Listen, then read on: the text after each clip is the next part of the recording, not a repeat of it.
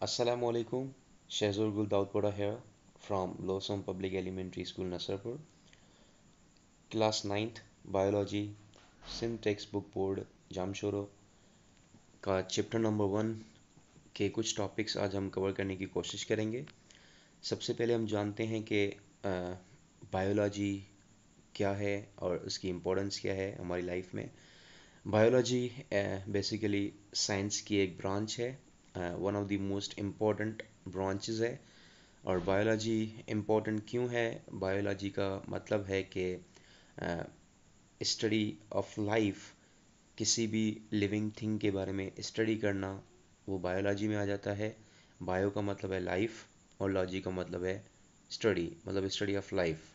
तो अगर हम मुख्तलिफ लिविंग थिंग्स की बात करें तो उनके जीने का अंदाज, उनके इंटरनल स्ट्रक्चर और एक्सटर्नल स्ट्रक्चर, उनमें जो ऑर्गेनिज्म होते हैं, ऑर्गन सिस्टम होते हैं, ऑर्गन्स होते हैं, उनकी स्टडी करना हमारे लिए बहुत इम्पोर्टेंट है। और बायोलॉजी में जो तरक्की हो रही हैं उनकी स्टडी करना हमारे लिए इम्पोर्टेंट है। उसके बाद हमारे मुख्तलिफ डिजीज़ होते हैं एनिमल और प्लांट्स में, उनकी स्टडी करना और उनको ट्रीट करना, उनका क्योर करना बहुत इम्पोर्टेंट है, इसलिए हम बायोलॉजी पढ़ते हैं। अब इस बुक में जो चैप्टर नंबर 1 है वो है इंट्रोडक्शन टू बायोलॉजी। अब हम चैप्टर पे चलते हैं। इसमें मेजर कॉन्सेप्ट क्या हैं? सबसे पहले हम स्टूडेंट्स से क्या एक्सपेक्ट करते हैं कि वो इस चैप्टर से क्या सीखेंगे। सबसे पहले इंट्रोडक्शन ऑफ बायोलॉजी है, उसके बाद डेफिनेशन ऑफ बायो है, उसके बाद division divisions and branches of biology है, उसके बाद relations of biology with other sciences है, उसके बाद Quran instructs to reveal the study of life, और last but not the least which is the levels of organisation. अच्छा, इसमें है कि बायोलॉजी की डेफिनेशन हम पढ़ेंगे, उसके बाद ब्रांचेस हैं बायोलॉजी, बायोलॉजी की डिवीजन्स हैं, उसके बाद बायोलॉजी का दूसरी जो साइंस की फील्ड्स हैं, फिज़िक्स हो गई, मैथ्स हो गई, उसके बाद केमिस्ट्री हो गई, उनसे क्या रिलेशन है। उसके बाद हम पढ़ेंगे कि कुरान पाक में अल्लाह पाक ने क्या फरमाया है। ओके, हम चलते हैं सबसे पहले बायोलॉजी के इंट्रोडक्शन पर। जैसे मैंने आपको बताया कि बायोलॉजी की डेफिनेशन है कि वो स्टडी ऑफ लाइफ है। तो अब हम खुद से पूछते हैं कि लाइफ क्या है। मतलब अगर मैं सिंधी में उर्दू में बोलूँ तो लाइफ का मतलब है ज़िंदगी, पर हम उसको प्रॉपरली डिफ़ाइन नहीं कर सकते। पर हम उसी लाइफ से रिलेटेड जो लाइफ प्रोसेसेस हैं और ऑर्गन सिस्टम है उनको हम डिफ़ाइन कर सकते हैं, जैसे डाइजेशन है, रेस्पिरेशन है, मेटाबॉलिज्म है, मूवमेंट है, ग्रोथ है, डेवलपमेंट है, एक्सक्रीशन है, इरिटेबिलिटी है, रिप्रोडक्शन है। मतलब इनको हम एक्सप्लेन कर सकते हैं। तो हम इनकी स्टडी करके जैसे डाइजेशन है, फूड से एनर्जी कैसे कन्वर्ट होती है, उसके बाद रिस्पायरेशन है, मेटाबॉलिज्म है, वगैरह वगैरह, इनकी स्टडी मतलब बायो में आ जाती है। अच्छा, अब सबसे पहले तो बायोलॉजी की जो ब्रांचेस हैं और डिवीजन्स हैं उनकी स्टडी हम बात करते हैं। बायोलॉजी को बेसिकली 3 हिस्सों में डिवाइड किया गया है। सबसे पहले है जूलॉजी। जूलॉजी का मतलब है स्टडी ऑफ एनिमल्स, और दूसरा है बॉटनी, उसका मतलब है स्टडी ऑफ प्लांट्स, और तीसरी है माइक्रोबायोलॉजी, उसका मतलब है जो सिंगल सेल ऑर्गेनिजम्स हैं उनकी स्टडी करना, जैसे बैक्टीरिया, वायरस वगैरह हो गया। अच्छा, जो जूलॉजी वर्ड है वो जून और लॉजी से बना हुआ है, कह सकते हो आप कंपाउंड वर्ड है। जून का मतलब है एनिमल और लॉजी का मतलब है स्टडी, तो मतलब एनिमल्स की स्टडी। अगर हम बॉटनी की बात करें तो बॉटनी भी दो वर्ड से बना हुआ है, जैसे ब्यूटेन है और लॉगी है। लॉजी का मतलब है लाइफ और ब्यूटेन का मतलब है प्लांट्स, तो मतलब प्लांट्स की स्टडी। ओके, तो ये हो गए हमारी डिवीजन्स। अब हम बात करते हैं ब्रांचेस की। जैसे ब्रांचेस हैं बायोलॉजी में मुख्तलिफ, उन्होंने साइंटिस्ट ने या कह सकते हैं बायोलॉजिस्ट ने मुख्तलिफ बायोलॉजी को मुख्तलिफ हिस्सों में डिवाइड किया है ताकि हम इजीली उनको समझ सकें। जैसे सबसे पहले है मॉर्फोलॉजी। अब ये जो स्टडी है वो है कोई भी लिविंग ऑर्गेनिज्म है, उसका एक्सटर्नल स्ट्रक्चर क्या है, बनावट कैसी है वो। मतलब फॉर एग्जांपल हम इंसान की बात करें तो इंसान कैसे दिखता है, अगर हम प्लांट्स की बात करें तो प्लांट्स कैसे दिखते हैं, क्यों दिखते हैं, उनकी स्टडी करना, तो वो मॉर्फोलॉजी में आ जाता है। उसके बाद हम एनाटॉमी की बात करें तो एनाटॉमी कह सकते हैं कि मॉर्फोलॉजी का एंटोनिम है। मॉर्फोलॉजी में हम एक्सटर्नल स्ट्रक्चर की बात करेंगे और एनाटॉमी में हम इंटरनल स्ट्रक्चर्स की बात करेंगे। मतलब किसी भी लिविंग थिंग में इंटरनल जो भी ऑर्गन्स हैं उनकी स्टडी करना। जैसे हार्ट है तो हार्ट को खोलकर उसकी प्रॉपरली स्टडी करना, इसको हम एनाटॉमी बोलेंगे। उसके बाद है सेल बायोलॉजी। वो तो सिंपल है कि बेसिक यूनिट जो है लाइफ का सेल है उसकी स्टडी करना, या सेल के अंदर जो ऑर्गेनल्स होते हैं, न्यूक्लियस होता है, साइटोप्लाज्म होता है, क्लोरोप्लास्ट होता है, उसकी स्टडी करना। तो ये हो गया सेल बायोलॉजी। उसके बाद हिस्टोलॉजी है। उस हिस्टोलॉजी में हम स्टडी करते हैं उन टिश्यूज़ की जो प्लांट और एनिमल्स बनाते हैं, और उन टिश्यूज़ के स्ट्रक्चर की। जैसे मैं बताया सेल मिलकर टिश्यू बनाते हैं, तो वो टिश्यू का स्ट्रक्चर कैसा होता है, मुख्तलिफ टिश्यूज़ होते हैं, मुख्तलिफ टिश्यूज़ का स्ट्रक्चर कैसा होता है, जो प्लांट्स में होते हैं, जो एनिमल्स में होते हैं, उनकी स्टडी हम हिस्टोलॉजी में करते हैं। उसके बाद फिजियोलॉजी है। फिजियोलॉजी का मतलब है लिविंग ऑर्गेनिजम्स कैसे फंक्शन करते हैं। जो भी लिविंग ऑर्गेनिजम्स हैं, प्लांट्स हो गए, एनिमल्स हो गए, बर्ड्स हो गए, ये सब कैसे प्रॉपर फंक्शन करते हैं, इंटरनल एक्सटर्नल फंक्शंस जो होते हैं वो कैसे करते हैं, वो सारे फिजियोलॉजी में आ जाते हैं। उसके बाद हम टेक्सोनॉमी की बात करें तो टेक्सोनॉमी को का मतलब है कि the study of rules and principles grouping and naming the living organisms. अब जो भी लिविंग ऑर्गेनिजम्स हैं उनको नेम दिया गया है। जैसे हम इंसान हैं तो हमें इंसान का नाम दिया गया है। डॉग्स की बहुत सारी किस्म है तो हम उनको डॉग्स बोलते हैं। ऐसे फिशेज़ हैं बहुत सारी, फिशेज़ हैं उनको हमने फ़िश बोला है। तो मतलब उनका काम देखकर, उनका लिविंग स्टैंडर्ड देखकर, उनका लाइफ स्टाइल देखकर उनको डिवाइड किया गया है, तो उनको नेम देने को हम टेक्सोनॉमी बोलते हैं। उसके बाद जेनेटिक्स है। जेनेटिक्स का मतलब है कि एक बच्चा, एक ऑफस्प्रिंग अपने पेरेंट्स से, अपने ग्रैंड पेरेंट्स से कौन से ट्रेड्स इनहेरिट करता है। जैसे हम कहते हैं कि यार इसका कलर जो है इसकी अम्मी पे गया है, या इसकी हाइट जो है वो इसके अब्बू पे गया है। मतलब ऐसी ट्रेड्स जो हम अपने वालदेन से लेते हैं वो सारी जेनेटिक्स में आ जाती हैं, उनकी स्टडी। उसके बाद डेवलपमेंट ऑफ बायोलॉजी। अब डेवलपमेंट ऑफ बायोलॉजी क्या है? The study of formation and development of embryo. अब एम्ब्रियो जो है किसी माँ के पेट में जो बच्चा पैदा होता है उसकी जो इनिशियल स्टेज होती है जब वो एग से निकलता है, तो वो कैसे डेवलप होता है, वो कैसे फार्म होता है, उसकी स्टडी हम डेवलपमेंट बायोलॉजी में कर लेते हैं। उसके बाद इन्वायरमेंटल बायोलॉजी है। इन्वायरमेंटल बायोलॉजी का मतलब है जो लिविंग थिंग किसी इन्वायरमेंट में रह रही है तो उस इन्वायरमेंट पर उस लिविंग थिंग का क्या असर होता है, और उस लिविंग थिंग पर इन्वायरमेंट का क्या असर होता है, उनकी स्टडी करना वो इन्वायरमेंटल बायोलॉजी में आ जाता है। उसके बाद हम पेलियोनोटोलॉजी पर बात करेंगे। वो स्टडी है कि हम the study of remote past organic life with the help of fossils.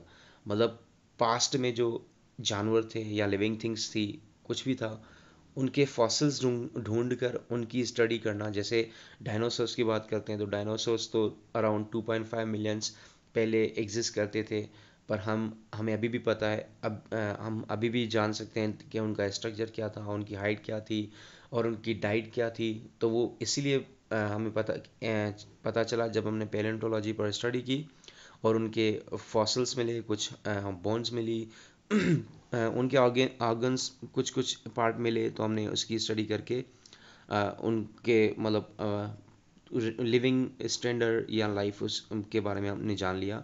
तो ये सारी स्टडी होती है पैलेंटोलॉजी में। उसके बाद बायोटेक्नोलॉजी की बात करते हैं।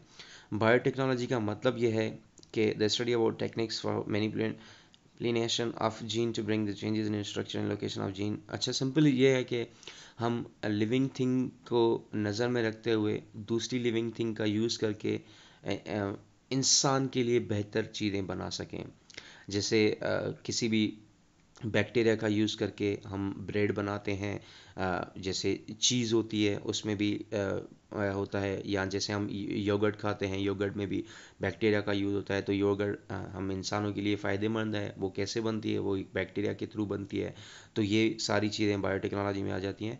Biotechnology is one of the most interesting fields, और उसमें बहुत सारी डेवलपमेंट हुई है, अनबिलीवेबल डेवलपमेंट्स हैं। उस पर इंशाल्लाह कभी एक अलग से लेक्चर तैयार करेंगे। अच्छा, उसके बाद सोशो बायोलॉजी है। सोशो बायोलॉजी का मतलब है जो भी लिविंग ऑर्गेनिजम्स रहते हैं उनका आपस में कैसे बिहेवियर है, कैसे रहते हैं एक दूसरे का, इंडिविजुअली जो भी लिविंग ऑर्गेनिजम्स हैं, इंसान हैं, एनिमल्स हैं, उनका बिहेवियर क्या है। अगर हम उनकी स्टडी करेंगे तो मतलब वो सोशियो बायोलॉजी में काउंट हो जाता है। उसके बाद है पैरासाइटोलॉजी। पैरासाइटोलॉजी का मतलब है पैरासाइट्स की स्टडी करना। अब पैरासाइट्स का मतलब है वो ऑर्गेनिज्म जो दूसरे ऑर्गेनिज्म के ऊपर रहकर वहाँ से न्यूट्रिशंस वगैरह हासिल कर सकते हैं। जैसे हम मिसाल दे सकते हैं हमारे बालों में जो लाइस होती हैं, उनकी मिसाल दे सकते हैं। वो हमारा खून पीती हैं और मच्छर होते हैं वगैरह वगैरह, उनकी स्टडी करना वो पैरासाइटोलॉजी में आ जाता है। उसके बाद फार्माकोलॉजी है। फार्माकोलॉजी का मतलब है जो हम ड्रग्स लेते हैं वो अंदर जाके कैसे रिएक्ट करते हैं, कैसे उनका रिएक्शन होता है, एक्शन होता है, उनकी स्टडी में उनकी स्टडी करना, तो ये फार्माकोलॉजी में आ जाता है। अच्छा, उसके बाद मालिक्यूलर बायोलॉजी है। मालिक्यूलर बायोलॉजी का मतलब है जो भी ऑर्गेनिक मालिक्यूल्स हैं। ऑर्गेनिक मालिक्यूल्स का मतलब है वो मालिक्यूल्स जो बायो मालिक्यूल्स होते हैं। बायो मालिक्यूल्स मतलब वो जो लाइफ से रिलेटेड मालिक्यूल्स होते हैं, तो उनकी स्टडी करना, सेल की स्टडी करना या सेल के अंदर जो ऑर्गेनल्स हैं उनकी स्टडी करना, इसको हम बोलते हैं मालिक्यूलर बायोलॉजी। अच्छा, ये तो हो गई ब्रांचेस। अब हम आते हैं कि relationship of biology with other sciences. अब बायोलॉजी का रिलेशन जो दूसरी साइंसेस हैं से हैं वो क्या है, उन पे बात करते हैं। अब बायोलॉजी जो है वो मल्टी डायमेंशनल सब्जेक्ट है। मतलब उसका फिज़िक्स के साथ भी रिलेशन है, उसका मैथ्स के साथ भी रिलेशन है, उसका एग्रीकल्चर के साथ भी रिलेशन है, वगैरह वगैरह वगैरह। अच्छा, अगर हम बायोफिज़िक्स की बात करें तो इसमें मैं आपको मिसाल दूं कि जो भी लिविंग ऑर्गेनिज्म है वो मूव करते हैं, तो वो मूवमेंट जो होती है वो किसी ना किसी फिजिक्स के लॉस के थ्रू मूवमेंट होती है। तो लॉ फिजिक्स के लॉस के थ्रू जब हम किसी कोई लिविंग थिंग मूव करती है तो वो स्टडी हो जाती है आपकी बायोफिजिक्स में। अच्छा, फिजिक्स के जो भी लॉज हैं उनको मद्देनज़र रखते हुए जो लिविंग थिंग्स अपनी लाइफ स्टाइल गुजारती है वो बायोफिजिक्स में आ जाते हैं। उसके बाद बायोमैथमेटिक्स है। बायोमैथमेटिक्स का मतलब ये है, या उसको हम बायोमेट्री भी बोल सकते हैं। अच्छा, हम डेटा कलेक्ट करते हैं लिविंग ऑर्गेनिजम्स की। जैसे हमें पता है कि दुनिया की अभी जो पॉपुलेशन करंट है वो है 7.9 बिलियंस। तो ये हमें कैसे मिला, ये हमने मैथमेटिकल फार्मूलाज के थ्रू हमने कैलकुलेट किया तो हमें पता चला कि दुनिया की अभी पॉपुलेशन इतनी है, और हम एक्सपेक्ट करते हैं कि 2057 में जो पॉपुलेशन होगी वो 50 मिलियन तक पहुंच जाएगी। वो भी कैसे, वो भी हमने मैथमेटिक्स के फार्मूलाज जो हैं उनको अप्लाई करके वो हमने मालूमात ले ली। तो ये लिविंग ऑर्गेनिजम्स की जो इंफॉर्मेशन है मैथ के थ्रू हम लेते हैं तो वो बायोमैथमेटिक्स में आ जाती हैं। उसके बाद बायोकेमिस्ट्री की बात करते हैं। बायोकेमिस्ट्री जो ब्रांच है एक साइंस बायोलॉजी की, साइंस की भी कह सकते हैं, वो सिंपली स्टडी करती है मॉलिक्यूल्स की, उन मॉलिक्यूल्स की जो लिविंग ऑर्गेनिज्म बनाते हैं। जैसे हम इंसान हैं तो हमारे अंदर भी ऑब्वियसली मॉलिक्यूल्स हैं, तो वो मॉलिक्यूल्स जो हैं वो कैसे काम करते हैं, कैसे लिविंग ऑर्गेनिज्म फॉर्म करते हैं, वगैरह वगैरह, तो उनकी स्टडी बायोकेमिस्ट्री में आ जाती है। आई एम सॉरी एडवर्टाइजमेंट, क्या कहें, इंटरनेट कनेक्टेड है। ओके, बायोकेमिस्ट्री की बात करते हैं बायोजियोग्राफी की। अब बायोजियोग्राफी का मतलब है कि जो भी लिविंग ऑर्गेनिजम्स हैं वो अलग अलग माहौल में रहते हैं। जैसे अगर मैं इंसान की बात करूं तो वो लैंड पर सर्वाइव कर सकता है। अगर मैं फिशेस की बात करूं या फ़िश की बात करूं तो वो पानी के अंदर सर्वाइव कर सकती हैं। अगर मैं लायन की बात करूं तो वो फॉरेस्ट में सर्वाइव कर सकता है। अगर मैं मंकीज़ की बात करूं तो वो ट्रीज़ के ऊपर सर्वाइव कर सकता है। तो जो भी लिविंग ऑर्गेनिजम्स हैं वो पर्टिकुलर एरिया में रहते हैं, पर्टिकुलर प्लेस पे रहते हैं, तो उनकी स्टडी करना वो बायोजियोग्राफी में आ जाता है। उसके बाद बायो इकोनॉमिक्स की बात करें तो बायोलॉजी का इकोनॉमिक्स के साथ क्या रिलेशन है। जैसे हमने इन्होंने भी एग्जांपल दिया हुआ है। जैसे मीट प्रोड्यूस हुआ, अब मीट ऑब्वियसली लिविंग थिंग है। मीट प्रोड्यूस हुआ तो हमने उसको कैलकुलेट किया कि इसकी वैल्यू क्या है और कितना प्रॉफिट हुआ है, कितना नुकसान हुआ है, वगैरह वगैरह। तो ये सारा बायो इकोनॉमिक्स में आ जाता है। अच्छा, उसके बाद आ जाते हैं कैरियर्स पर। अगर कोई स्टूडेंट बायोलॉजी सेलेक्ट करता है तो उसके लिए फ्यूचर में क्या क्या कैरियर्स अपॉर्चुनिटीज़ आ सकती हैं। सबसे पहले मेडिकल में जा सकते हैं, कोई डॉक्टर बन सकता है या वगैरह वगैरह। जैसे अच्छा, कोई डॉक्टर बना तो उसने बीमारी डायग्नोस की, उसकी ट्रीटमेंट दी, या डिजीज़ आ गई उनका क्योर बताया, या कोई नर्सेस हो गई, मतलब हॉस्पिटल से रिलेटेड जो भी जॉब्स हैं तकरीबन वो बायोलॉजी से रिलेटेड हैं। तो वहाँ पर भी इनका करियर बन सकता है। उसके बाद मेडिसिन सर्जरी है, ये भी ऑब्वियसली उस सॉरी उसके बाद एग्रीकल्चर है। एग्रीकल्चर का मतलब है ऑब्वियसली प्लांट्स भी लिविंग थिंग्स हैं, तो प्लांट्स में भी मसले होते हैं। फॉर एग्जांपल मेरे पास लैंड है, लास्ट ईयर मैंने मैंगोज़ की जो बॉक्सेस बने थे, उस 1 एकड़ में मिसाल 100 बॉक्सेस बने थे। अभी जो उसी एकड़ से मुझे 80 बॉक्सेस मिल रहे हैं, तो वो 20 बॉक्सेस का नुकसान हो रहा है। तो क्यों हो रहा है, क्या मसला है, मैं उसकी स्टडी करूँगा। मतलब वहाँ पर भी एग्रीकल्चर आ जाता है, तो वहाँ पर मैं अपना करियर बना सकता हूँ। उसके बाद हॉर्टिकल्चर है। हॉर्टिकल्चर का मतलब है कि मुख्तलिफ प्लांट्स जो हैं उनकी नई नई वैराइटीज़ देना, मुख्तलिफ प्लांट्स या क्रॉप्स उनमें से प्रोड्यूस करना, तो वहाँ पर भी आपका करियर बन सकता है। उसके बाद फॉरेस्ट्री है। फॉरेस्ट्री का मतलब है फॉरेस्ट में जो लिविंग थिंग्स रहती हैं, जानवर हो गए, इंसान सॉरी लिविंग थिंग्स हो गई, प्लांट्स हो गए, एनिमल्स हो गए, तो वहाँ पर ऑब्वियसली भी जॉब्स बहुत हैं। मतलब कैसे फॉरेस्ट में हम टेक्नोलॉजीज़ का यूज़ करके प्लांट्स को बेहतर कर सकते हैं, या फॉरेस्ट में रहने वाले एनिमल्स को बेहतर कर सकते हैं, उनकी ज़िंदगी बेहतर कर सकते हैं, तो ये फॉरेस्ट्री में आ जाते हैं। उसके बाद फार्मिंग में भी जॉब्स आ सकती हैं। फार्मिंग में मतलब मुख्तलिफ फार्म्स हम खोल सकते हैं, जैसे फ़िश फार्म हो गया, पोल्ट्री फार्म हो गया, कैटल फार्म हो गया, और उनको हम कैसे टेक्नोलॉजी के थ्रू बेहतर करके इंसान के लिए बेहतर कर सकते हैं, तो वहाँ पर भी जॉब आ सकती हैं। उसके बाद एनिमल हस्बेंड्री है। एनिमल हस्बेंड्री का मतलब है जो हमारे डोमेस्टिक एनिमल्स हैं जिनसे हमें फ़ायदा मिलता है, हम उनके लिए क्या कर सकते हैं, उनको मतलब कैसे बेहतर कर सकते हैं, तो उनकी ऑब्वियसली वहाँ पर भी करियर बन सकता है। उसके बाद फिशरीज़ है। फिशरीज का मतलब है फ़िश के ऊपर मतलब फ़िश फार्म है, तो फ़िश में बेहतर अगर वहाँ पर फ़िश को टेक लुक आफ्टर करने के लिए ऑब्वियसली लोग चाहिए, तो वहाँ पर भी करियर बन सकता है। और last but not the least biotechnology है। बायोटेक्नोलॉजी का मतलब मैंने बताया है शायद ऊपर कि किसी भी लिविंग थिंग को यूज़ करके दूसरी इंसान के लिए बेहतर करना, या दूसरी लिविंग थिंग के लिए बेहतर करना बायोटेक्नोलॉजी में आ जाता है। तो बायोटेक्नोलॉजी में भी बहुत सारे कैरियर्स बन जाते हैं। अच्छा, तो आज का लेक्चर यहीं पे एंड करते हैं। स्पीड ज़्यादा थी थोड़ी, पर आई होप कि आपको काफ़ी चीज़ें क्लियर हो चुकी होंगी।